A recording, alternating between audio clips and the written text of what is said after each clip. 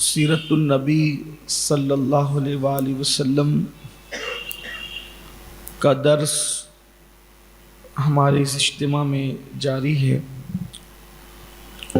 اور یہ تیسری نشست ہے اور اس میں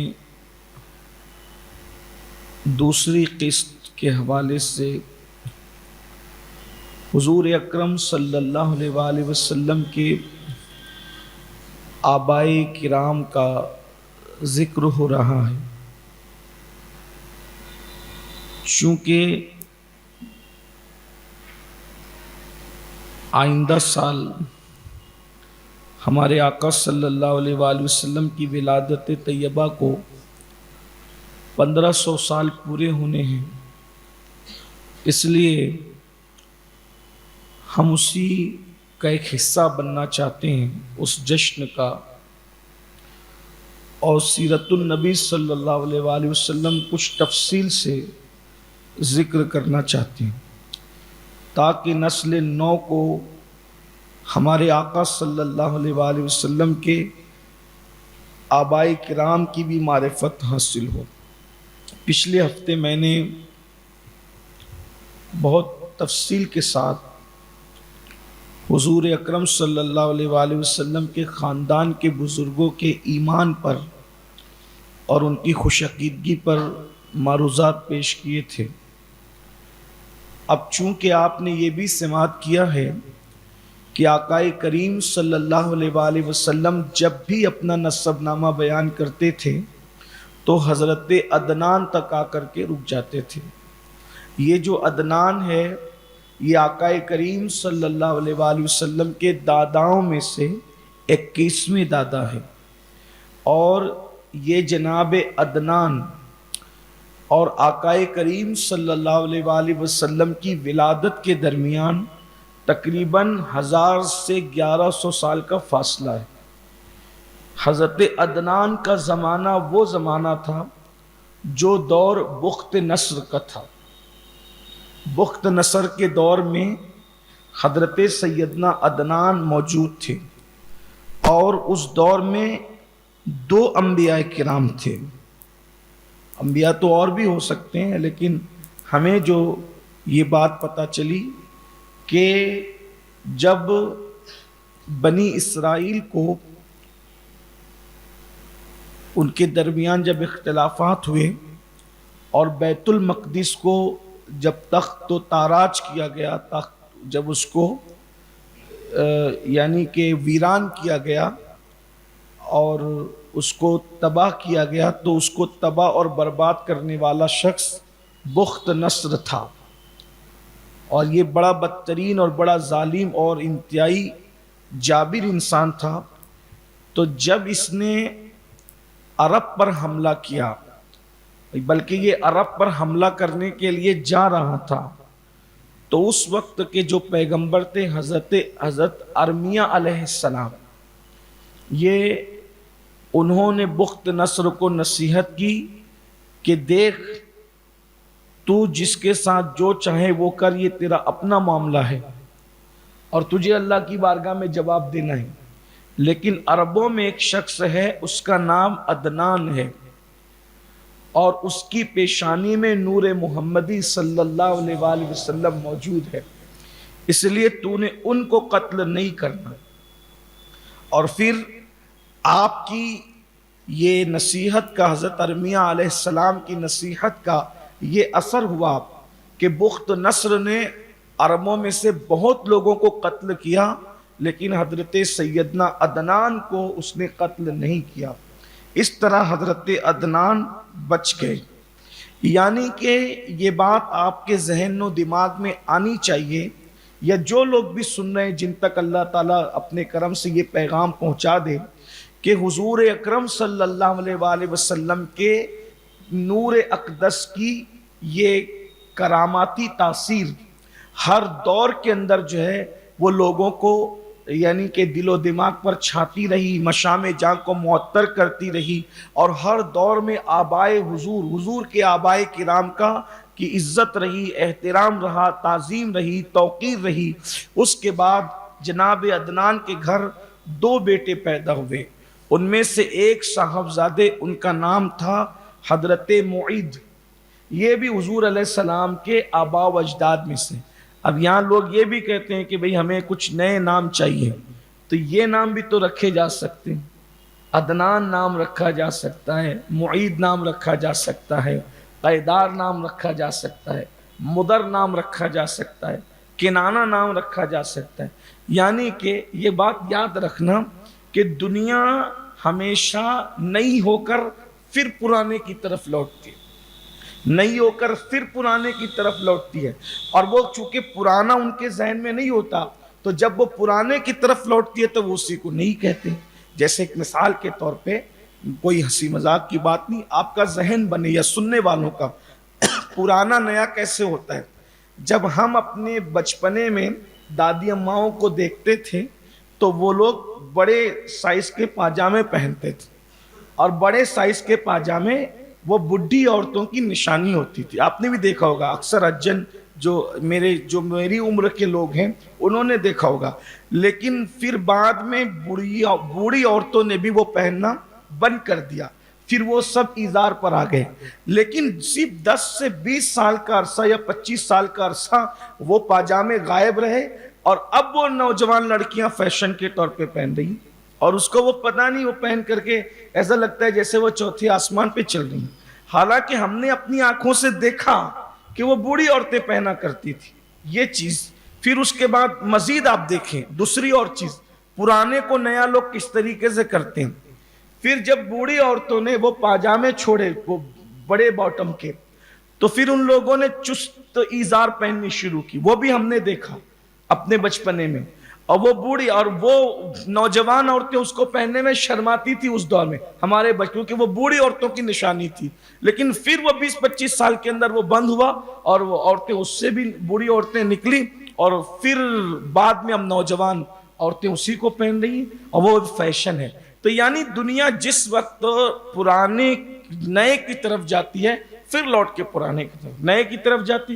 یہ بات بھی آپ یاد رکھنا، ابھی لوگ ہواؤں میں اڑ رہے ہیں، ٹرینوں میں سفر کر رہے ہیں، ایک وقت آئے گا لوگ پھر کھچروں پر آئیں گے، ایک زمانہ آئے گا، لوگ آج بکریاں نہیں چراتے ہیں، ایک دور آئے گا لوگ بکریاں چرائیں گے، لوگ بکریوں کو لے کے جنگل جائیں گے، جنگلات ختم ہو رہے ہیں، جنگلات پھر ہوں گے۔ یعنی یہ اس کو یوں سمجھ لیں مورخین کی زبان میں کہ تاریخ ہمیشہ اپنے آپ کو دہراتی ہے۔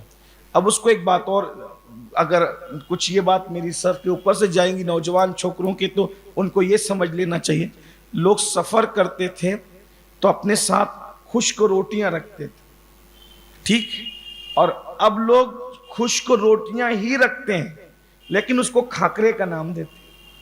وہ میڈیکل میں ملتی ہے دکانوں پہ، فنسان کی دکانوں پہ، وہ پتلی پتلی ہوتی ہے، سوکھی ہوتی ہے، حالانکہ وہ دونوں کا مقابلہ نہیں ہو سکتا۔ بہرحال اگر دونوں کو چیک کریں تو وہ جو سوکھی روٹی کی جو طاقت ہے وہ اس میں نہیں ہے۔ تو ہر مرتبہ ایسے ہی ہوتا ہے کہ لوگ بہت نئے کی طرف جاتے ہیں، پھر نئے کی طرف جانے کے بعد وہ لوٹتے ہیں۔ تو اگر آپ کو نئے نام چاہیے تو یہ نام جو لوگوں نے رکھنا چھوڑ دیا ہے، آپ ان ناموں کو پھر رکھیں، اس لیے کہ ہمارے معاشرے میں تب یہ نام ہے نہیں، اور جب ہے نہیں آپ یہ نام رکھیں گے تو آپ کے بچے سے لوگ پوچھیں گا یہ نام کس نے رکھا؟ میرے ابا نے رکھا، میرے دادا نے رکھا، میرے نانا نے رکھا، میرے فلاں نے رکھا۔ تو یہ نام کس نے رکھا اور کیسے رکھا؟ تو پھر بتائیں گے کہ یہ نام اس لیے رکھا کہ یہ نام حضور کے آبا و اجداد کے نام تھے، اسی بہانے آپ کے گھر میں وہ نام بھی گونجیں گے۔ بھائیوں، ناموں کی بہت برکت ہوتی ہے، یہ اللہ والوں کے نام آپ اپنے بچے کے حوالے سے پکاریں گے، لیکن اصل نام تو وہ ہے نا، اس کی اپنی تاثیر ہوتی ہے، اثر ہوتا ہے، ناموں میں بہت تاثیر ہوتی ہے۔ بہرحال میرا عنوان وہ نہیں ہے، بات دور نکل جائے۔ تو پھر حضرت معید کا دور آیا، تو حضرت معید کے زمانے میں پھر جو ہے وہ بخت نصر نے حملہ کیا، لیکن وہ حضرت عدنان کو جو ہے وہ اس نے کچھ کیا تو نہیں تھا، لیکن حضرت معید کو گرفتار کر لیا گیا۔ وہ دور تھا حضرت یوحنا کا دور۔ حضرت یوحنا علیہ السلام کو یہ وحی کی گئی کہ یہ جو معید نام کا شخص بخت نصر نے گرفتار کیا ہے تو اس معید کو جو ہے وہ آپ چھڑا کر کے لائیں، اس لیے کہ وہ خاتم النبیین کے داداؤں میں سے۔ تو حضرت یوحنا پھر تشریف لے گئے بخت نصر کے پاس اور بخت نصر سے کہا کہ بھئی آپ ان کو چھوڑ دو۔ ویسے حضرت معید کا جب بخت نصر کے لشکر سے مقابلہ ہوا، حالانکہ وہ تھے ہی 12-14 سال کے، آپ غور فرمائیں، یہ بھی آپ کو پتا ہونا چاہیے جیسے شرافت، نسب، حسن، دولت اس خاندان کا وتیرہ ہے، ویسے اس خاندان کا بہادری بھی وتیرہ ہے، یعنی اس خاندان میں کوئی بزدل ہوا ہی نہیں ہے۔ اب چونکہ میں حضور کے آبائے کرام کا ذکر پڑھ رہا ہوں تو یہی آبائے کرام تو حضرت علی کے بھی ہیں، اس میں سے بہت سارے آبائے کرام حضرات صحابہ کے بھی ہیں۔ جہاں جہاں آئے گا، کیونکہ آپ اوپر جب جاتے ہیں تو اوپر صحابہ کرام کے نسب حضور کے داداؤں سے ملتے ہیں، بہت سارے اصحاب کے۔ انشاءاللہ اس کا وہ وقت آئے گا تو میں آپ کے سامنے اس کا تذکرہ کروں گا، تاکہ آپ کو پتہ چلے کہ حضور کے کس دادا سے کس کا نسب ملتا ہے، حضور علیہ السلام کے کس دادا سے کس کا نسب۔ تو یہ صرف 12-14 سال کے تھے حضرت معید، پھر بھی بخت نصر کے پورے لشکر سے انہوں نے مقابلہ کیا اور بڑی ذلت میں شکست تو اس کو دی، لیکن وہ شکست کی ظاہر سی بات ہے، فوج اس کے پاس زیادہ تھی، اس کی فوج پسپاں تو ہو گئی، لیکن انہوں نے کسی مکر کے تحت ان کو گرفتار کر لیا۔ جب مکر اور ہیلے سے گرفتار کیا تو حضرت یوحنا نے جو ہے وہ بخت نصر سے کہا کہ یہ آخری نبی کے جد ہوتے ہیں، اس لیے ان کو چھوڑ دو ورنہ تمہارا بڑا نقصان ہوگا۔ اور اس کے بعد وہ اپنے ساتھ ان کو لے لیے، اور لینے کے بعد پھر ان کو لے کر کے آئے حران کی طرف، اور پھر وہ وہیں پر رہنے لگے، اور بنو اسرائیل میں ان کی پرورش ہوئی۔ بنو اسرائیل یعنی اولاد یعقوب میں ان کی پرورش ہوئی۔ بنی اسرائیل جن کو کہتے ہیں انبیاء کرام آتے رہے، چونکہ حضرت ابراہیم علیہ السلام کے جو 2 شہزادے نبی ہوئے، تو ایک حضرت اسماعیل علیہ السلام، ایک حضرت اسحاق علیہ السلام، اور اسماعیل علیہ السلام کی اولاد میں کوئی مشہور نام نبوت کے حوالے سے نہیں ملتا، لیکن اسحاق علیہ السلام میں سارے انبیاء کی، تو یہ جس میں انبیاء آتے تھے اس میں حضرت معید کی پرورش ہوئی۔ جب سیدنا معید کی پرورش وہاں پر ہوئی تو بعد میں ایسا ہوا کہ یہ معید بن عدنان ان بنی اسرائیل کے ساتھ حج کے لیے مکہ شریف آئے، چونکہ یہ ان کا آبائی وطن تھا، اور جب حج کے لیے مکہ شریف آئے تو پھر انہوں نے کہا کہ بھئی اب میں نے آپ کے ساتھ واپس نہیں جانا ہے اور میں نے یہیں پر رہنا ہے، اور پھر میں اپنے آبا و اجداد کے اسی جگہ پر رہوں گا اور اسی جو وہ حرم کو میں آباد کروں گا۔ اور پھر یہ ہوا کیونکہ ہر دور میں حج ہوتا تھا، تو حضرت معید نے جب شادی فرمائی، انہوں نے بھی قبیلہ بنو جرہم کے اندر شادی فرمائی، اور پھر اللہ تعالیٰ نے جو آپ کو اولاد دی، ان اولاد میں سے ایک بیٹے تھے جن کا نام تھا حضرت نزار یا نزار۔ تو ان میں یہ حضور علیہ السلام کے آبا و اجداد میں سے 19ویں دادا ہے یہ آقا علیہ السلام۔ حضرت عدنان 21ویں دادا، حضرت معید 20ویں دادا، اور حضرت نزار یا نزار، دونوں طرح سے علماء نے اس کو پڑھا ہے، تو اس کو یہ ہیں ان کے 19ویں دادا۔ یہ جو 19ویں دادا ہیں تو ان کے جو دوسرے بھائی تھے ان کا نام تھا کنس۔ تو چونکہ دونوں بھائی مکہ شریف میں رہتے تھے تو کنس کی یہ خواہش تھی کہ مکے کی حکومت مجھے ملے، اور چونکہ نزار کے پیشانی میں نور مصطفیٰ صلی اللہ علیہ وسلم تھا تو مکے والے چاہتے تھے کہ حکومت یہ کریں گے، یعنی جن کی پیشانی میں نور نبوت ہے لوگوں کا دل اسی طرف مائل ہوتا تھا، تو یہ کریں گے۔ تو کنس نے یہ سوچا کہ میں نزار کو جو ہے وہ نکال دوں مکے سے باہر، اور انہوں نے اپنے طور پر خوب تانے بانے بنے اور کوشش کی کہ کسی طرح سے جو ہے وہ نزار نکل جائے، لیکن اتنی ساری کوششوں کے باوجود بھی اہل مکہ نے کہا کہ نہیں، ہم آپ کو بادشاہ بننے نہیں دیں گے، بلکہ الٹا ان کو مکے سے نکال دیا، کنس کو، اور حضرت نزار کو انہوں نے اپنا حاکم مان لیا۔ اس سے یہ بھی آپ کو معلوم ہونا چاہیے کہ حضور علیہ السلام کے جو آبا و اجداد تھے وہ لوگ دبے کچلے بھکاری اور یہ غریب مفلس اور لوگوں کے آگے ہاتھ پھیلانے والے لوگ نہیں تھے، وہ ہر زمانے میں بادشاہ تھے، ہر دور میں حاکم تھے، حکمراں تھے، مالدار تھے، اہل ثروت تھے، یعنی لوگوں کے اوپر ان کا ہاتھ تھا، لوگوں کے اوپر، لوگوں کا ہاتھ ان کے اوپر نہیں تھا، کیونکہ قدرت کو یہ منظور ہی نہ ہوا کہ محبوب جن کے درمیان تشریف لائے وہ دبے کچلے لوگ ہوں۔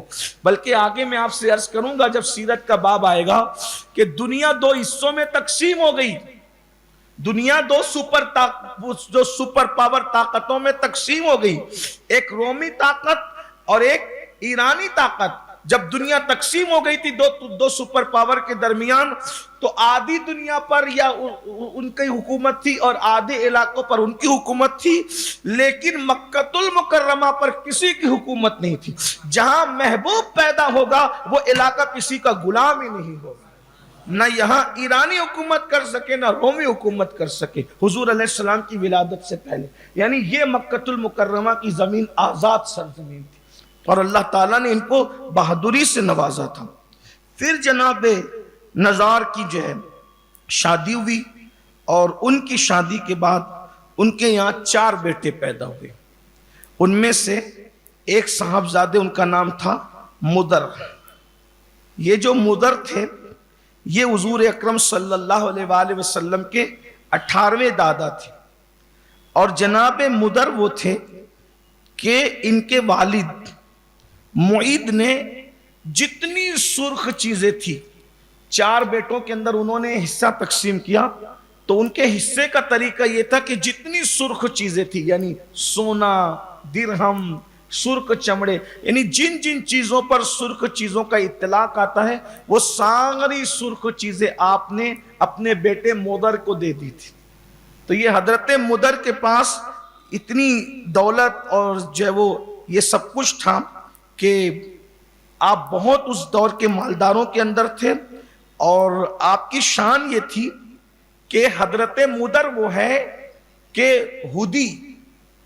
ہدی خانی کا رواج آپ نے شروع کیا۔ ہدی کس کو کہتے ہیں؟ آپ لوگوں کو، جو لوگ تاریخ جو نہیں پڑھتے یا جنہوں نے عام طور پہ ناولوں کا مطالعہ نہیں کیا ہوگا ان کو نہیں پتا ہوگا، لیکن میں آپ کو بتاتا ہوں۔ ہدی کہتے ہیں جب جنگل میں سفر کیا جاتا ہے تو اونٹ کو جو چلتے ہیں اونٹ، تو اونٹ کو چلانے کے لیے اور دوڑانے کے لیے خوش آوازی کے ساتھ کچھ کلام پڑھے جاتے ہیں، تو ان کلام کو سن کر اونٹ مست ہوتے ہیں، اور مست ہو کر کے پھر وہ دوڑتے ہیں سفر کے اندر، اس کو کہتے ہیں ہدی خوانی۔ یعنی جب قافلے سفر کرتے تھے تو ان کے اوپر جو سوار لوگ ہوتے تھے وہ کلام پڑھتے تھے خوش آوازی میں۔ آپ غور کریں خوش آوازی کی جادو کتنی ہے کہ جانور پر بھی اثر کرتی ہے، اور شاعری کی تاثیر کتنی ہے کہ جانور بھی مست ہوتا ہے، شاعری سن کر، کلام سن کر، اچھی آواز سن کر جانور بھی مست ہوتا ہے۔ تو یہ جو ہدی خوانی کا سلسلہ جس نے شروع کیا ہے یہ حضرت سیدنا مدر ہے، یعنی کہ یہ اس کا مطلب یہ بھی ہے اعلیٰ نسب بھی، اعلیٰ حسب بھی، مالداری بھی، عروج بھی، ترقی بھی، اور ساتھ ہی ساتھ نئی نئی چیزوں کی لوگوں کو خیرات دینے والے لوگ یہی لوگ ہیں۔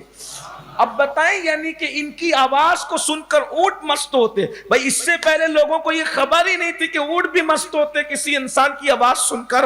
میرے نبی کے وہ 17ویں دادا کی زبان میں، آواز میں کتنی تاثیر تھی کہ جب وہ کلام پڑھتے تھے تو اونٹ مست ہو کر کے دوڑا کرتے تھے۔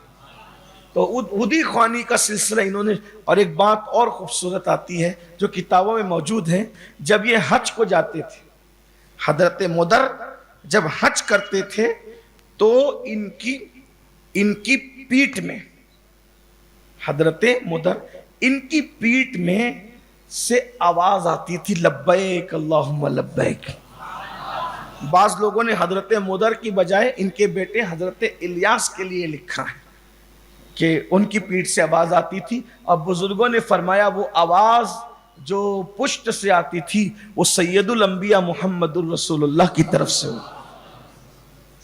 تو حضرت مدر کے 2 بیٹے تھے، ان میں سے ایک بیٹے کا نام الیاس تھا۔ یہ حضور اکرم صلی اللہ علیہ وآلہ وسلم کے داداؤں میں سے حضرت مدر 18ویں دادا اور حضرت الیاس 17ویں دادا۔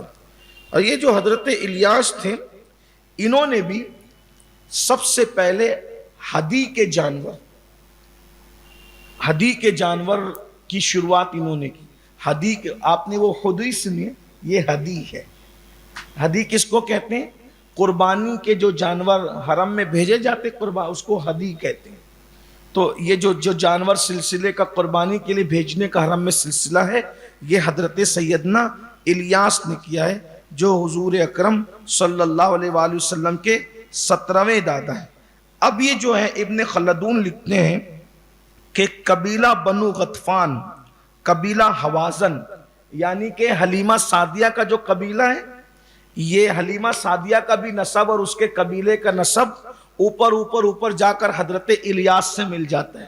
یعنی حلیمہ سعدیہ کا بھی نسب اوپر جا کر کے حضرت الیاس سے ملتا ہے، وہ اوپر جا کر حضرت حضور علیہ السلام کی آبا و اجداد کی اولاد میں سے ہو جاتی ہے۔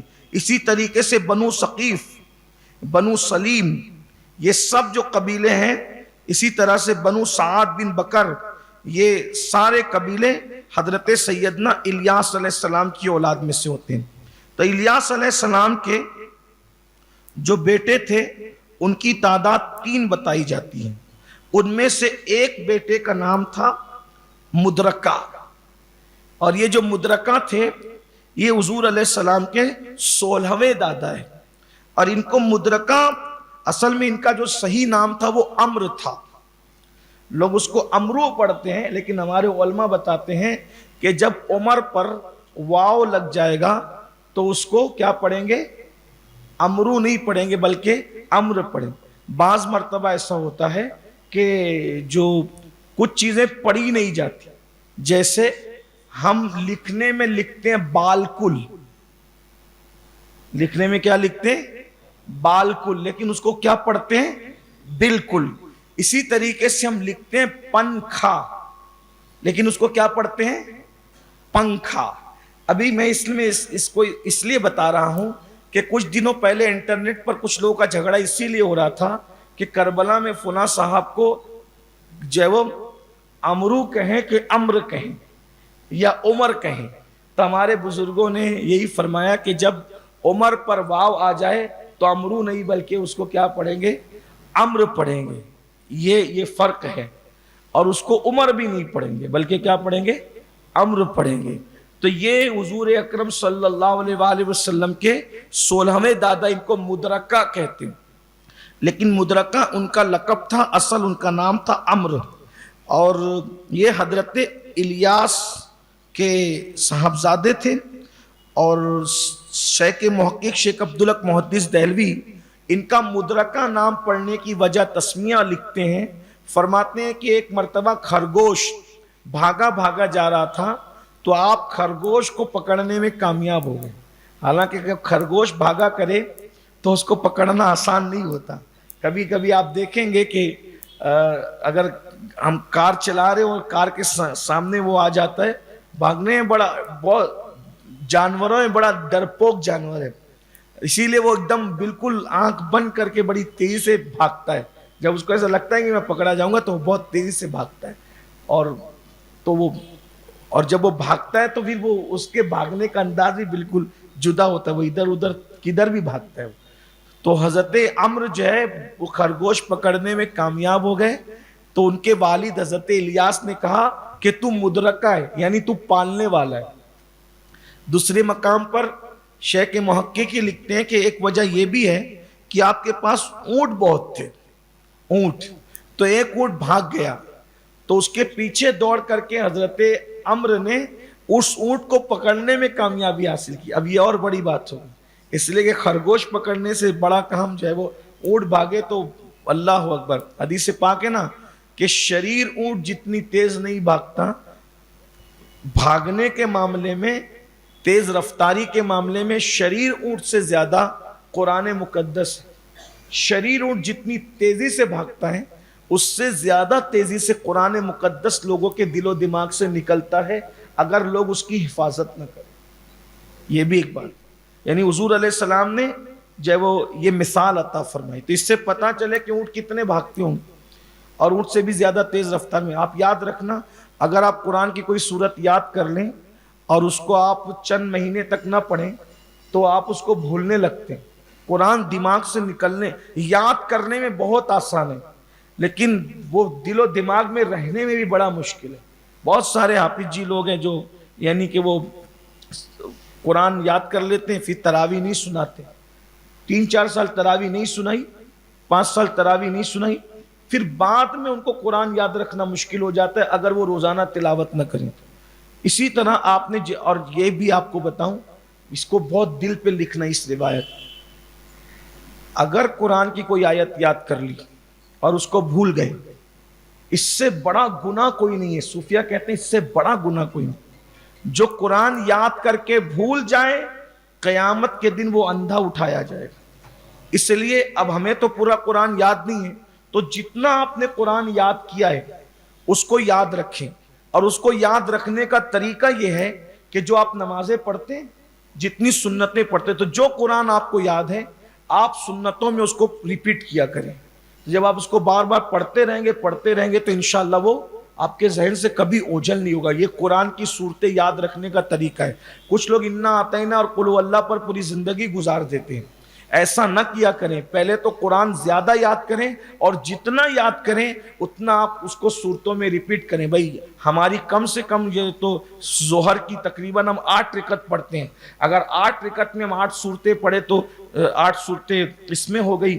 اس کے بعد جماعت کے ساتھ اگر پڑھ رہے ہیں تو جو وہ 4 صورتیں عصر میں ہو گئی، اس کے بعد جو ہے وہ تقریباً 4 صورتیں مغرب میں ہو گئی، اس کے بعد اسی طریقے سے جو ہے وہ 12 صورتیں عشاء کے اندر ہو گئی۔ کتنی صورتیں روزانہ ریپیٹ ہوگی، اور یہ جتنی ریپیٹ ہوتی جائے گی اتنی تازہ رہے گی۔ کم سے کم ہر مسلمان کو 10-20 صورتیں تو یاد ہونی ہی چاہیے کہ وہ اور یہ بھی ہے جب آپ قرآن کی صورتیں بدل کر پڑھتے ہو تو آپ کی نماز کی لذت میں بھی اضافہ ہونے لگتا ہے۔ اس لیے اس کو یاد کریں اور ساتھ ہی ساتھ اس کا ترجمہ بھی یاد کریں۔ تو عرض یہ کر رہا تھا کہ ان کا نام مدرکہ پڑھنے کی وجہ یہ ہے کہ انہوں نے اونٹ کو بھی پکڑ لیا، اور تیسری وجہ جو ہے ان کو مدرکہ کہلانے کی وہ یہ ہے کہ یہ اپنے خاندان کے اندر عزت شرافت کے حوالے سے بہت مشہور تھے اور لوگوں کو کی پرورش کیا کرتے تھے، اپنے پیسے پر دولت پر لوگوں کو پالا کرتے تھے، اس لیے ان کا نام مدرکہ پڑ گیا، یعنی کہ لوگوں کو پالنے والا، لوگوں کی پرورش کرنے والا۔ یعنی دیکھیے آپ، یہ جو ہماری کوشش ہے نا، یہ ان ناموں کو، حالانکہ میں آدھے 1-1 منٹ میں ایک بزرگ کا ذکر کر رہا ہوں، اگر ایک بزرگ کا ذکر کیا جائے تو کم سے کم آدھا گھنٹہ چاہیے۔ ابن خلدون کیا کہنے، ابن جریر کیا کہنے، ابن کثیر کیا کہنے، ابن اسیر کیا کہنے، صاحب مدارج النبوہ کیا کہنے، اسی طریقے سے صاحب سبل الرشاد کیا کہہ رہے ہیں۔ اگر ان کے 2-2 4-4 بھی اقتباسات لیے جائیں تو کم سے کم آدھا گھنٹہ چاہیے، لیکن میں آدھے منٹ میں 1 منٹ میں ایک بزرگ کا ذکر کر رہا ہوں کیونکہ ہمیں سال بھر کے اندر سیرت کا پورا باب مکمل کرنا ہے۔ اس کی اندر تفصیل میں جائیں گے تو بہت وقت جائے گا، لیکن آپ دیکھیں، غور کرتے جائیں کہ یہ جتنے لوگ ہیں، ابھی ان کو جو پالنے والا ان کا لقب ہے کیوں ہے؟ بھائی آدمی کے پاس جب دولت ہی نہیں ہوگی وہ لوگوں کو کیا پالے گا؟ جب اس کے پاس مال ہی نہیں ہوگا تو وہ لوگوں کی پرورش کیا کرے گا؟ لوگوں کو کھلائے گا پلائے گا کیا؟ تو اس کا مطلب آپ کو یہ ذہن میں آنا چاہیے، جس کا کلمہ پڑھتے ہو وہ رسول جو ہیں وہ بہت اعلیٰ خاندان میں، ہر اعتبار سے دنیا میں کوئی بھی انسان ان لوگوں کا مد مقابل نہیں تھا، کسی بھی خوبی میں، کسی بھی خوبی کے اندر ان کا کوئی مد مقابل نہیں تھا۔ پھر ان کے بھی جو ہے وہ حضرت مدرکہ میں کہ جو ان کی نسل جو چلی، تو مدرکہ کی نسل میں چونکہ ان کے 2 بیٹے تھے تو اس میں حضرت عبداللہ ابن مسعود اوپر جا کر کے حضرت مدرکہ کی نسل سے مل جاتے ہیں، یعنی ابن مسعود کا سلسلہ نسب بھی حضرت مدرکہ پر جا کر کے جو ہے وہ اینڈ ہوتا ہے۔ ان کے 2 بیٹے تھے، ایک کا نام تھا خزیمہ، یہ حضور علیہ السلام کے 15ویں دادا ہیں، حضرت خزیمہ۔ یہ خزیمہ جو تھے ان کے یہ بھی حضور علیہ السلام کے جد امجد ہیں، اور ان کی کنیت تھی ابو الاسد، اور ابن ہشام نے لکھا ہے کہ ان کے 4 بیٹے تھے۔ 4 بیٹے میں سے جو ام المومنین سیدہ زینب ہے، یہ انہی کی اولاد میں سے۔ ام المومنین سیدہ زینب اوپر جا کر حضرت خزیمہ ابن عمرو یعنی مدرکہ کی اولاد میں جا کر کے وہ اوپر ان کا شجرہ نسب مل جاتا ہے۔ پھر اس کے بعد حضرت خزیمہ کے جو بیٹوں میں تھے، ایک بیٹا حضرت کنانہ۔ اب حضرت کنانہ کی فضیلت کے لیے اتنا ہی کافی ہے کہ اللہ کے رسول علیہ السلام نے فخر کیا ہے کنانہ پر۔ آقا نے تمام آباء و اجداد پہ فخر کیا، لیکن خاص طور پر حضرت کنانہ کا نام لے کر، چند داداؤں کا نام لے کر حضور نے فخر کیا۔ ان میں سے ایک نام کنانہ کا ہے۔ آقا نے ارشاد فرمایا، اللہ نے اولاد اسماعیل کو چنا، اور تمام اولاد اسماعیل میں اللہ نے حضرت کنانہ کو چنا۔ اور کنانہ کے بعد حضور علیہ السلام نے جن کا نام لیا، فرمایا کنانہ سے پھر اللہ نے قریش کو چنا، قریش سے بنی ہاشم کو چنا، اور بنی ہاشم سے مجھ محمد کو چنا صلی اللہ علیہ وآلہ وسلم۔ تو اللہ کے رسول صلی اللہ علیہ وآلہ وسلم جن کا فخر فرمائے وہ حضرت کنانہ ہے۔ پھر حضرت کنانہ کی جو اولاد ہے ان کو بھی اللہ نے 4 بیٹے عطا فرمائے۔ ان 4 بیٹوں میں ایک بیٹے کا نام تھا نضر۔ تو حضرت نضر یہ حضور اکرم صلی اللہ علیہ وآلہ وسلم کے 13ویں دادا ہیں، اور ان کا جو نضر کا جو اصلی نام ہے وہ قیس ہے۔ نضر کا اصلی نام قیس ہے، لیکن وہ اتنے خوبصورت تھے کہ لوگ ان کا اصل نام بھول گئے، اور خوبصورتی کی وجہ سے لوگوں نے ان کو نضر کہنا شروع کیا۔ یہ حضور علیہ السلام کے دادا ہیں حضرت نضر۔ پھر اس کے بعد جناب نضر کے ہاں جو اولاد پیدا ہوئی، ان کے ہاں 2 ہی بیٹے تھے۔ 2 بیٹوں میں سے انہوں نے ایک بیٹے کا نام مالک رکھا تھا، اور یہ جو مالک تھے یہ حضور اکرم صلی اللہ علیہ وآلہ وسلم کے 12ویں دادا تھے۔ حضرت مالک کے یہاں بھی اللہ تبارک و تعالیٰ نے 2 بیٹے عطا فرمائے، اور ان 2 بیٹوں میں سے آپ نے اپنے ایک بیٹے کا نام فہر رکھا، اور یہ فہر ہی ہے جن کو دنیا قریش کہتی ہے۔ یہ جو حضور علیہ السلام کو قرشی یا قریشی کہا جاتا ہے، تو یہ فہر کی بنیاد پر۔ اب حضرت فہر کو ان کا نام قریش کیسے پڑا؟ قریش پڑھنے کی وجہ، اصل میں قریش کہتے ہیں، اگر آپ لغت اٹھا کے دیکھیں گے عربی زبان میں قریش کہتے ہیں سمندر میں ایک جانور ہوتا ہے جس جانور کا کوئی مقابلہ نہیں کر پاتا، یعنی مچھلیاں جتنی ہیں، بڑی سے بڑی مچھلی وہ سب کو کھائے گی جو بھی کرے گی، لیکن ایک ایسی مچھلی ہوتی ہے بہت طاقتور، اس کو قریش کہتے ہیں، اس کا کوئی مقابلہ نہیں کر سکتا، اس لیے اس کو قریش کہا جاتا ہے۔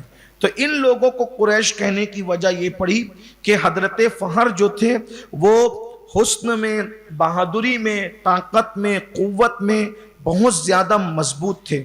اور ہوا یہ تھا کہ اس دور میں حضرت فہر کے دور میں یعنی قریش کے دور میں حسان نام کا ایک حاکم تھا یمن کا، اس نے کعبۃ اللہ شریف، یہ یمن والے اس دور میں پہلے سے کعبۃ اللہ شریف پہ جلتے تھے، اور جلنے کی وجہ یہ تھی کہ ایسا نہیں تھا کہ وہ کعبے کو مانتے نہیں تھے، وہ یہ چاہتے تھے کہ کعبہ حجاز میں ہونے، عرب میں ہونے کی بجائے، یعنی وہاں ہونے کی بجائے، مکۃ المکرمہ میں ہونے کی بجائے کعبے کو یمن میں ہونا چاہیے۔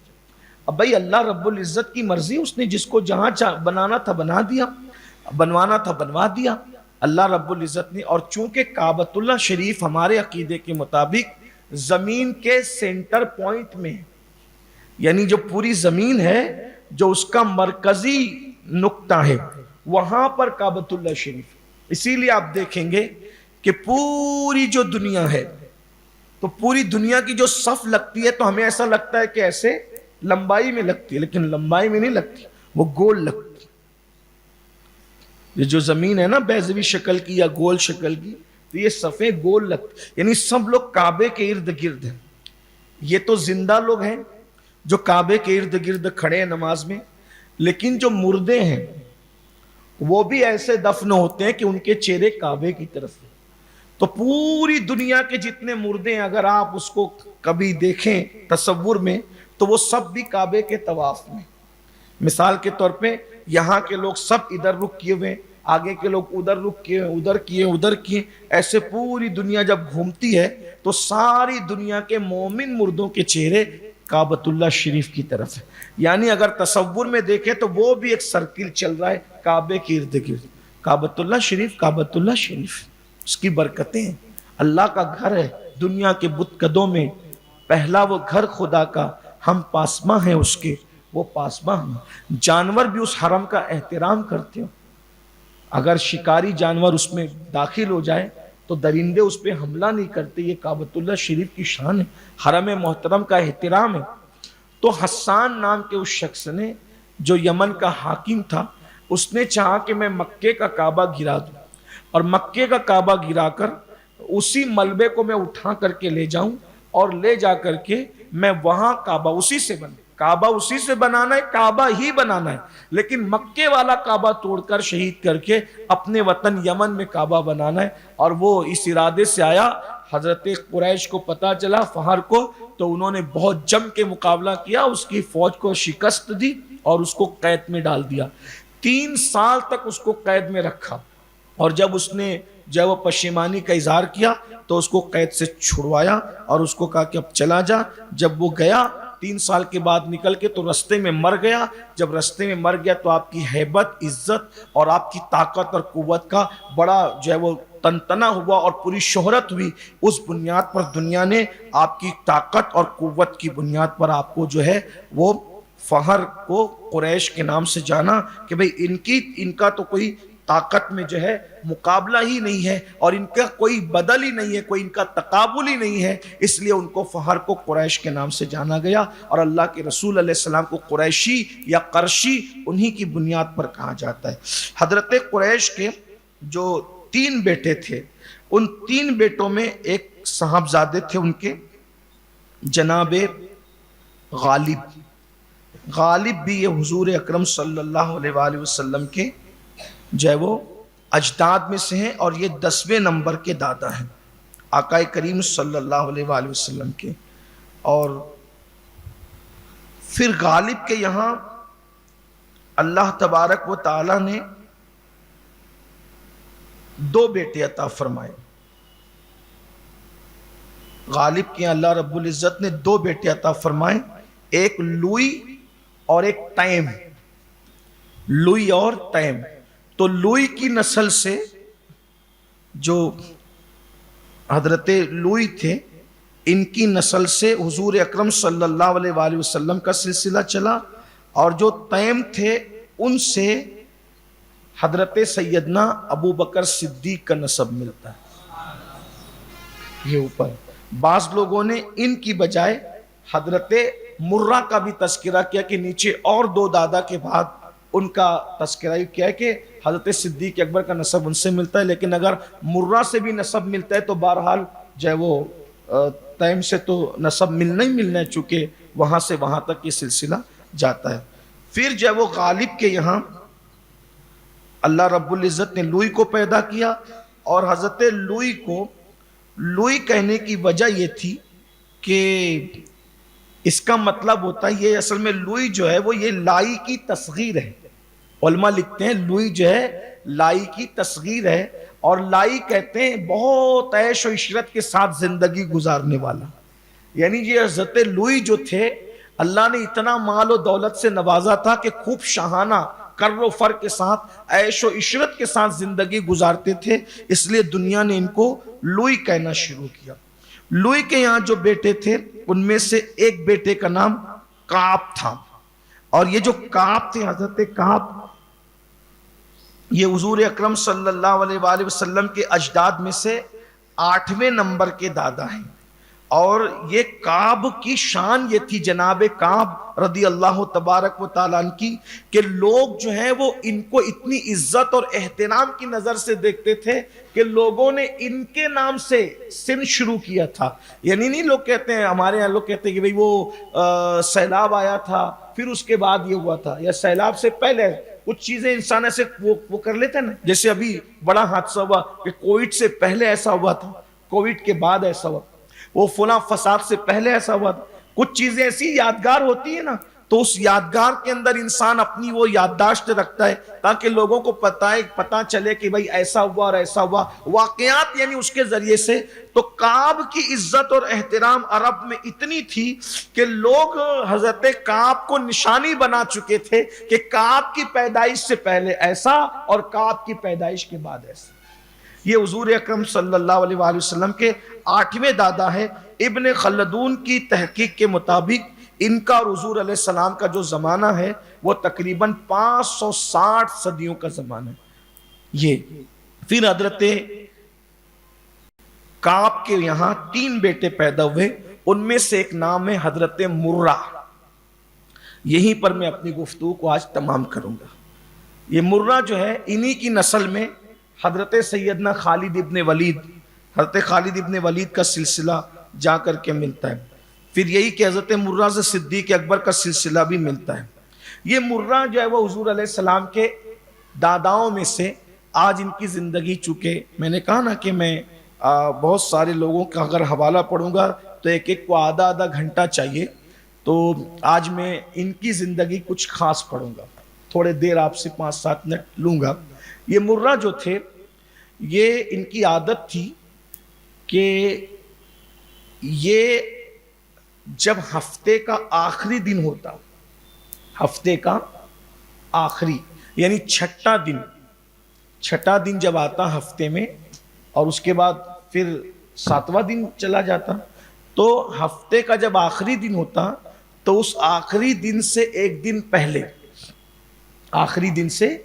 دن پہلے سب لوگوں کو جمع کرتے، اور جمع کرنے کے بعد ان لوگوں کے سامنے آخری نبی کی شان بیان کرتے. یعنی ہر ہفتے وہ خطبہ دیتے، آخری دن سے ایک دن پہلے جمع کرتے تو وہ جمع کی وجہ سے جمعہ ہو گیا. یہ حضرت مرہ کی برکت ہے. یہ جمع نے جمعہ کیا، اور پھر سبحان اللہ کیا شان ہوئی کہ یہ جو جمع ہے، وہ جمع سے جو جمعہ ہوا، آج بھی مسلمان جمع ہوتے ہیں. پوری دنیا کے اندر مسلمان کہیں رہے، کہیں کوئی گھر میں رہے، کوئی دکان میں رہے، کوئی مکان میں رہے، کوئی ادھر رہے، کوئی ادھر رہے، لیکن جب جمعہ کی اذان ہوتی ہے، اذا نودی للصلاۃ من یوم الجمعہ فاسعوا الی ذکر اللہ وذروا البیع ذلکم خیر لکم ان کنتم تعلمون. اللہ رب العزت ارشاد فرماتا ہے کہ جب جمعہ کی اذان ہو، تمہارے کان میں جمعہ کی اذان پہنچے، تو اس وقت ساری خرید و فروخت بند کر دو اور اللہ کے ذکر کے لیے دوڑ پڑو، تمہارے لیے بہتر ہے اگر تم جانو. تو آج بھی مسلمان جمع ہوتے ہیں اور سب جمع ہوتے ہیں. بلکہ یہاں تو میں کہتا ہوں کہ اجتماعیت کا جو نظام اللہ نے ہمارے یہاں رکھا ہے وہ کہیں نہیں. لوگوں کو جمع کرنے کے لیے لاکھوں روپے خرچ کرنے پڑتے ہیں، لیکن مسلمان ہر جمعہ جمع ہوتے ہیں. کاش کہ یہ جمع ہونا بامقصد ہو جائے، یہ جو جمع ہونا مسلمانوں کے لیے مفید ہو جائے، کچھ کام کی باتیں ہوں. عام طور پہ لوگ تو ایسا ہے کہ آخری میں آتے ہیں، اور کچھ لوگ جو آ کر کے بیٹھتے ہیں وہ ڈولتے رہتے ہیں نیند کے اندر. اللہ کے بندو مقصد سمجھو. جمع ہوتے ہو تو لوگوں کی خیر خواہی کے لیے جمع ہو، جمع ہوتے ہو تو لوگوں کے فائدے کے لیے جمع ہو، کچھ اچھی باتیں کرو. تو یہ جو حضرت سیدنا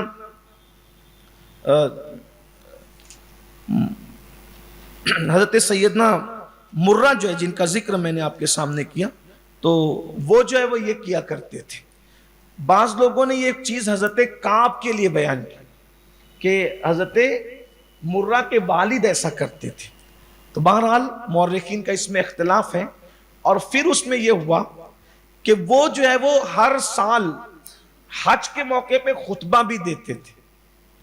اس خطبے کو حضرت امام محمد بن یوسف نے اپنی شور آفاق کتاب سبل الہدی والرشاد کے اندر نقل فرمایا ہے، اور راوی اس کے ہیں ابو سلمہ ابن عبد الرحمن ابن عوف. حضرت عبد الرحمن ابن عوف کے شہزادے ہیں، اور انہوں نے امام محمد بن یوسف نے جو نقل کیا یہ خطبہ، حضرت کعب کی بجائے حضرت مرہ کی بجائے حضرت کعب بن مرہ کے حوالے سے بیان کیا. اس خطبے کی اہمیت کے پیش نظر میں اس کا ترجمہ لفظ بلفظ پڑھتا ہوں. آپ کو پتہ چلے گا کہ حضور علیہ السلام کے داداؤں کے درمیان حضور علیہ السلام کے کیسے چرچے تھے. یعنی ایسا نہیں ہے کہ حضور علیہ الصلوۃ والتسلیم کی تشریف آوری ہو گئی اور حضور کے باپ داداؤں کو پتہ ہی نہیں کہ ہماری نسل میں پیدا کون ہونے والا ہے.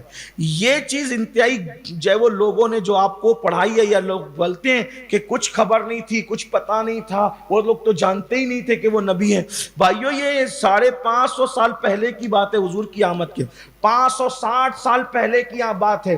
اور ابھی تو اوپر جو میں نے ذکر کیا تو وہ لوگ بھی تذکرے کرتے تھے وہ 1000 سال پہلے بھی کہ ہماری نسل میں آخری نبی آئیں گے, اور نام بھی بتاتے تھے ہماری نسل میں خاتم النبیین آئیں گے, ہماری نسل میں ایسے بزرگ آئیں گے. اس طرح وہ ذکر کرتے رہتے تھے. اس کا مطلب یہ ہوا کہ اللہ اکبر, حضور کے آباء و اجداد ہو یا اللہ کے مقبول اور مقرب بندے ہوں, ہر دور میں انہوں نے حضور کی میلاد کا ذکر کیا کہ وہ آئیں گے. بس بات اتنی ہے کہ انہوں نے کہا تھا وہ آئیں گے, اور اللہ نے ہمیں یہ سعادت بخشی کہ ہم کہتے ہیں کہ وہ آ چکے ہیں. باقی آمد کا ذکر وہ بھی کرتے تھے, آمد کا ذکر ہم بھی کرتے ہیں. اس سے پتا چلا کہ الحمدللہ ہم ان کے دین پر ہے جو چنے ہوئے لوگ ہیں, جو اللہ کے مقبول لوگ ہیں. تو اب حضرت کعب بن مرہ کا خطبہ جو موجود ہے اور اس کو آپ غور سے, انہوں نے خطبہ شروع کیا اور خطبے کے بعد انہوں نے کہا اما بعد, اللہ کی حمد و ثنا کے بعد. حالانکہ اس کے بارے میں بھی کچھ لوگوں کے اقوال ہیں کہ جو ہے وہ اما بعد جو ہے حضور علیہ السلام کی آمد کے بعد یہ کہنا شروع ہوا. اور جو بھی ہو یہ کوئی ایسی بحث کی بات نہیں ہے. آقا علیہ السلام کی آمد کے بعد تو بہت ساری چیزوں کا آغاز ہوا, اور ظاہر سی بات ہے ساری چیزیں رواج پا گئی اور بہت ساری چیزوں کو حسن نصیب ہوا, خوبی نصیب ہوئی. پھر کہتا ہوں کبھی کبھی ایسا ہوتا ہے کہ ہمیں پتہ نہیں ہوتا, یہ تو وہ چیز بعد میں کوئی شروع کرتا ہے تو اسی کے نام سے مشہور ہوتی. اور چونکہ ایسا بھی ہوتا ہے کہ باپ داداؤں میں سے کسی نے کیا پھر رک گئی, پھر کسی بیٹے نے شروع کر دیا, اسی کے نام سے وہ جاری ہو گئی. جنہوں نے بھی کیا بزرگ نے, بہرحال آج پوری دنیا کے اندر حمد و ثنا کے بعد اما بعد کہا جاتا ہے, یعنی اس کے بعد. اب انہوں نے خطبہ جو پڑھا ہے اس کو سن لے. وہ کہتے ہیں سنو اور یاد رکھو. اب وہ خطبہ پڑھ رہے ہیں حضرت کعب بن مرہ, حضور کے دادا صاحب, حضور کے اجداد میں سے. وہ کہتے ہیں سنو, یاد رکھو, سمجھو, سیکھو. دیکھیں کیا ادبی جواہر پارے ہیں. سنو, یاد رکھو, سمجھو, سیکھو. پھر اس کے بعد یعنی کہ خطبہ ایسا سادہ نہیں ہے. مطلب یہ ہے کہ نسب میں بھی جواب نہیں تھا, تقوی میں بھی جواب نہیں تھا, حسن میں بھی جواب نہیں تھا, دولت میں بھی جواب نہیں تھا, طاقت اور قوت میں بھی جواب نہیں تھا, لیکن وہ لوگ خطبہ دیتے تو اس خطبے کا بھی کوئی جواب نہیں تھا. یعنی وہ لوگ خطیب بھی تھے. کہا نا کہ جو خوبیاں آپ تصور کر سکتے ہیں سب ان میں موجود تھی. یہ میں نے جلدی حضور کے جو وہ داداؤں کا تذکرہ, آج تقریباً 11 داداؤں کا تذکرہ اس لیے کر دیا کہ اب اس کے بعد جو داداؤں کا تذکرہ آئندہ کروں گا اس میں تھوڑا سا آپ سے وقت لوں گا. اس کو سراسری نہیں بلکہ کچھ تفصیل سے, کچھ بزرگوں کی زندگی تفصیل سے پڑھیں گے. تو فرماتے سنو, یاد رکھو, سمجھو, سیکھو. اور اب ادبی جواہر پارے بکھیرتے کہتے ہیں رات کی تاریکی چھا جاتی ہے اور دن کی روشنی پھیل جاتی ہے. قرآن نے بھی ان کا اس طرح کا تذکرہ کیا ہے. یہ نزول قرآن سے پہلے کا خطبہ ہے. یعنی ان لوگوں کی روحیں قرآن سے کتنی قریب رہی ہوگی کہ قرآن بعد میں نازل ہونے والا ہے, لیکن قرآن کے موتیوں کو, قرآن کی روشنی کو یہ پہلے سے محسوس کر رہے ہیں.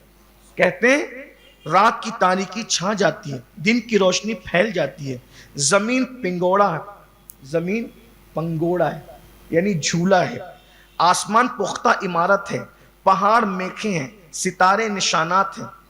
ہائے ہائے ہائے, اندازہ کریں. یہ ان کے الفاظ ہیں. کیا کہتے ہیں؟ زمین جھولا ہے, آسمان پختہ عمارت ہے, پہاڑ میخے. قرآن نے بھی کہا پہاڑ کو میخے قرآن ہے نا, والجبال اوتاد. یہ ان کے خطبے کے الفاظ ہیں عربی میں. وہ کہتے ہیں والجبال اوتاد والنجوم اعلام. یہ سب. حالانکہ قرآن نے بھی اس کا تذکرہ فرمایا ہے کہ یہ خطبہ حضور کی آمد سے 550 سال پہلے ہو رہا ہے نزول قرآن سے. لیکن قرآن کے الفاظ قرآن کے نزول سے پہلے جو ہے کس طرح روشنی لے کر کے بیان کی جا رہی ہے. یہ حضور کے آبائے کرام ہیں. تو بہرحال کہتے ہیں پہاڑ میخیں ستارے نشانات ہیں. یہ ساری چیزیں بے مقصد پیدا نہیں ہوئی. دیکھ لو قرآن بھی کہتا ہے نا کہ ہم نے کسی چیز کو بے مقصد 550 سال پہلے حضور کے دادا کے نزول قرآن سے پہلے قرآن کی روشنی کو دل میں محسوس کر رہے گویا. بالکل ایسے ہی جیسے بارش ہونے والی ہوتی ہے تو ٹھنڈی ٹھنڈی ہوائیں چل کے بتاتی کہ بارش آئے گی. تو اس طرح ہدایت کی بات کی جا رہی تھی کہ بھائی اس طرح کی باتیں اب آئے گی تمہارے درمیان. کہتے ہیں کہ یہ ساری چیزیں بے مقصد پیدا نہیں کی گئی تاکہ تم ان تکوینی آیات سے منہ پھیر لو. بعد میں آنے والوں کا حال بھی وہی ہوگا جو پہلوں کا ہوا. یہ فکر بھی قرآن دے رہا ہے. قرآن میں یہ مضمون بھی موجود ہے. کہتے ہیں بعد میں اس کا مطلب یہ کہ یہ دین ابراہیمی پر تھے, ورنہ آسمانی کتاب سے اگر تعلق نہ ہو تو انسان یہ باتیں کر ہی نہیں سکتا. جو ابراہیم علیہ السلام لے کر آئے تھے آسمانی دین, یہ اسی دین پر تھے. فرماتے ہیں بعد میں آنے والوں کا حال وہی ہوگا جو پہلوں کا ہوا. مرد بھی عورت کی طرح ہے. انسان جوڑا جوڑا اور تنہا فنا کی طرف بڑھ رہا ہے, پس صلہ رحمی کرو. یہ مضمون بھی قرآن میں موجود ہے. یہ سارا مضمون قرآن میں الگ انداز میں موجود ہے. اب میں کوئی تفسیرہ نہیں کرتا, بات اینڈ کی طرف لے جاتا ہوں. کہتے ہیں پس صلہ رحمی کرو, اپنے وعدوں کو وفا کرو, اپنے سسرال کی حفاظت کرو. حضور کے دادا جان خطبہ دے رہے ہیں. میں کہتا ہوں اصلاح معاشرہ پر اس سے بڑی کیا بات ہو سکتی ہے. اور صلہ رحمی کرو, وعدوں کو وفا کرو, سسرال کی حفاظت کرو. اچھا کچھ لوگ ایسا کرتے ہیں, ماں باپ کی تو تعظیم کرتے ہیں, سسرال والوں کو وہ پتہ نہیں غلام سمجھتے, ریجیکٹ کرتے ہیں. ایسا نہیں. ماں باپ کا بھی احترام ہونا چاہیے, ان کا دل دکھانے سے بھی تباہی آتی ہے. لیکن سسرال والوں کو بھی نظر انداز نہیں کر سکتے, اس لیے کہ سسرال ساس اور سسر کا مرتبہ بھی ماں باپ کی طرح ہوتا ہے. لوگ ان کو جھڑکتے ہی رہتے ہیں اور وہ فخر سے کہتے ہیں میں تو اپنے سسر کو جھڑکتا ہی رہتا, میں تو یہ کرتا ہوں. ایسا نہیں. ان کی عزت کرنا ہمارے لیے ضروری, احترام کرنا ضروری. لیکن کچھ لوگ ایسے ہیں کہ جو سسرال کو اتنا مانتے ہیں کہ وہ ماں باپ کو چھوڑ دیتے. یعنی لوگ افراط و تفرید کا شکار ہیں. حالانکہ ماں باپ کی طرح تو کوئی ہو بھی نہیں سکتا. ماں باپ بہرحال ماں باپ ہیں, لیکن سسرال کی بھی حفاظت, سسرال کی حفاظت کرو. اور کیا بات کہی ہے, ہائے ہائے. حضور کی پیدائش سے 550 سال پہلے اور آج سے تقریباً کتنے سال پہلے ہیں بھائی؟ حضور کی ولادت کو تب 1500 سال ہونے ہی آ رہے, 2000 سال پہلے. آج بھی یہ خطبہ پرانا نہیں ہوا ہے. صلہ رحمی کی ضرورت ہمیں نہیں ہے, سسرال کی حفاظت کی ضرورت نہیں ہے, وعدہ وفا کرنے کی ضرورت نہیں. اور پھر آگے کیا کہہ رہے ہیں؟ فرماتے ہیں اپنے مالوں میں اضافہ کرتے رہو, مالدار بنو, مالدار. حضور کے دادا جان کہہ رہے ہیں. یہ بات تو حضور علیہ السلام نے ہی فرمائی. غربت کبھی کبھی کفر کی طرف لے جاتی. فرمایا اپنے مالوں میں اضافہ کرتے رہو. اب اس کے اوپر اس کی وجہ بیان کرتے, کیونکہ ان اموال پر ہی تمہاری مروت اور احسان کا دار و مدار ہے. میں اس پہ تفسیرہ نہیں کرنا چاہتا تھا, لیکن میں یہاں رک کر کے تھوڑا تفسیرہ کروں گا. فرماتے مال, کتنی بڑی بات, مالدار بنو, دولت کماؤ, کیونکہ اسی دولت مندی پر تمہاری مروت اور احسان کا دار و مدار ہے. بھائیو غریب آدمی, حالانکہ سب غریبوں کو نہیں کہتا, بعض غریب بہت غیرت مند ہوتے ہیں, لیکن اکثریت 99% غریب آدمی ہمیشہ چاپلوسی کرے گا. اسی لیے اسلام کہتا ہے بھوکے پیٹ اور ننگے بدن والے سے مشورہ نہ لیا کرو, وہ حق مشورہ کبھی دے ہی نہیں سکتا, وہ تو چاپلوسی کرے گا.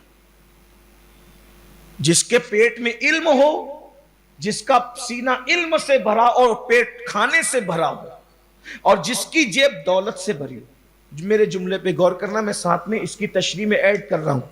سینہ علم سے بھرا ہو, پیٹ غذا سے بھرا ہو, اور جیب دولت سے بھری ہو, اسی سے مشورہ لیا کرو کہ وہی صحیح مشورہ دے سکے.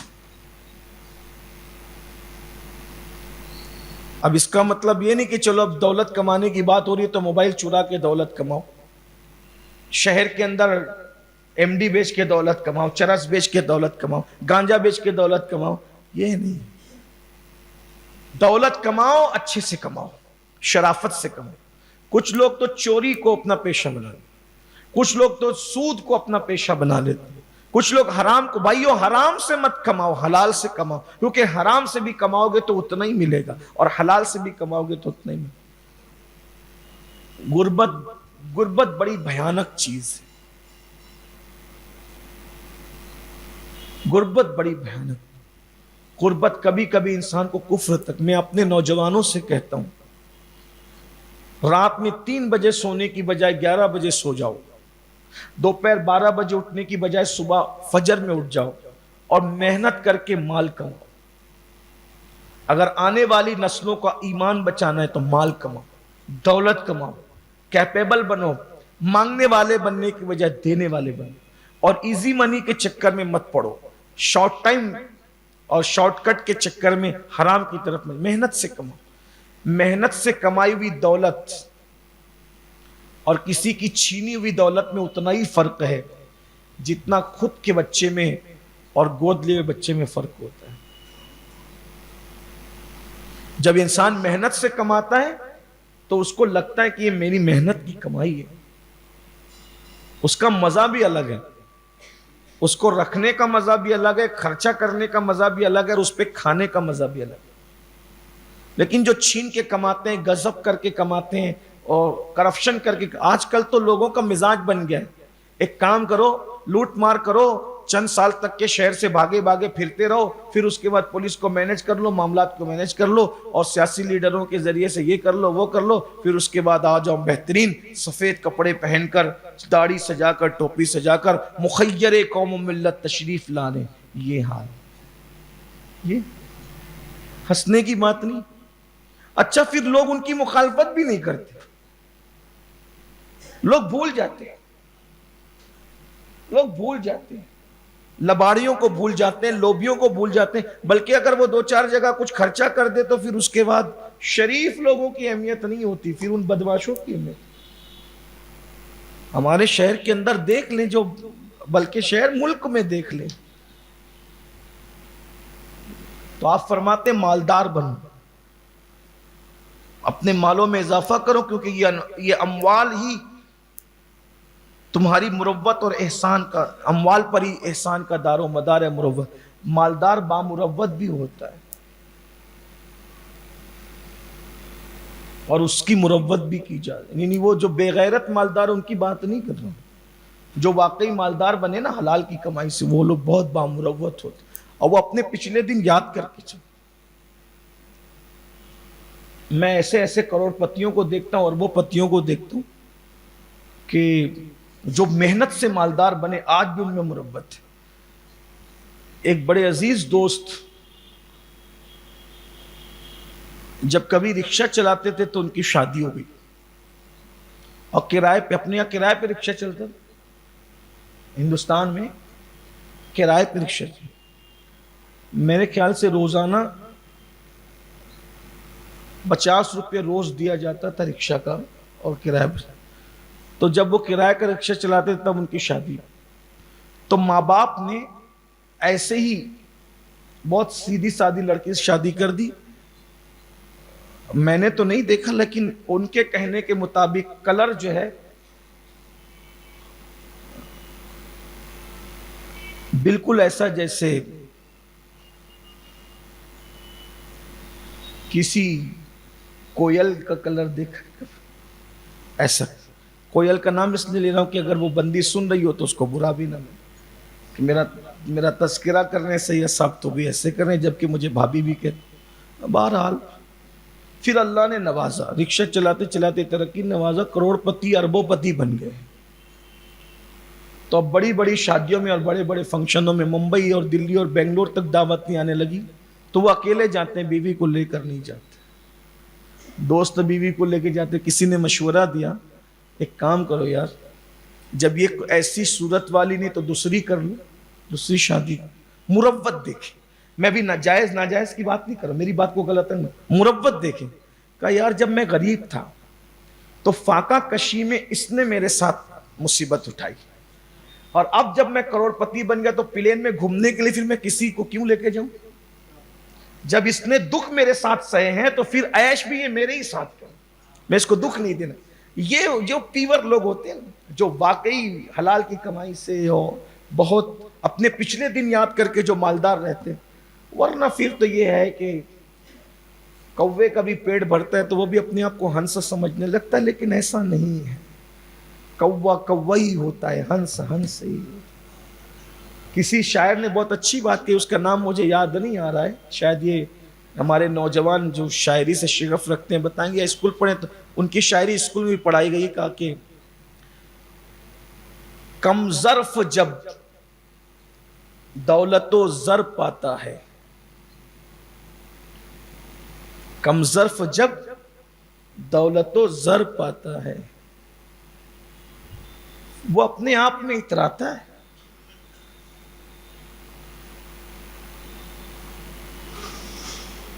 اور اس کے بعد پھر انہوں نے کہا وہ یاد بھی نہیں آتا ہے صحیح طور پہ، کم ظرف جب دولت و زر پاتا ہے وہ اپنے آپ میں اتراتا ہے، اور پھر وہ تنکا تھوڑی دیر میں اڑ جاتا ہے۔ ایک آخری مصرع اس کا بھی ہے کہ پھر تنکا تھوڑی دیر میں اڑ جاتا ہے۔ بہت دن تک کہ یہ جو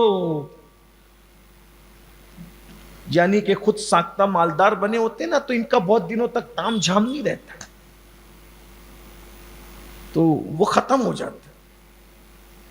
تو لوگ اتراتے ہیں اور اترا کر کے پھر ختم۔ اللہ کو اترانا پسند نہیں ہے، ٹائم ختم ہوتا ہے۔ اب میں اس کو ختم کرنے لگا ہوں بات کو، حالانکہ خطبہ ایسا ہے تو اس پہ تبصرہ کیے بغیر جو وہ دل آگے بڑھنے کو نہیں چاہ رہا ہے، لیکن آپ کا خیال بھی کرنا ہوتا ہے۔ ویسے اب میں تو چونکہ پچھلے ہفتے بھی تھا، اس ہفتے بھی تھا، تو لوگ یہ نہ کہیں کہ ہر ہفتے مسلط ہو رہے ہیں، تو میں اپنی بات کو پوری کر لیتا ہوں بغیر اب تبصرے کے۔ پھر آپ فرماتے ہیں کیا کسی ہلاک ہونے والے کو تم نے دیکھا کہ وہ لوٹ آیا ہو؟ یعنی مرنے والا دوبارہ پلٹ کر نہیں آتا۔ پھر کیا کسی مردہ کو دیکھا کہ وہ قبر سے اٹھ کر کھڑا ہو؟ اور دار آخرت تمہارے سامنے ہے۔ اپنے حرم کو آراستہ کرو، اس کی تعظیم بجا لاؤ، اس کو مضبوطی سے پکڑے رہو، اس سے ایک بہت شاندار اور اہم خبر آئے گی۔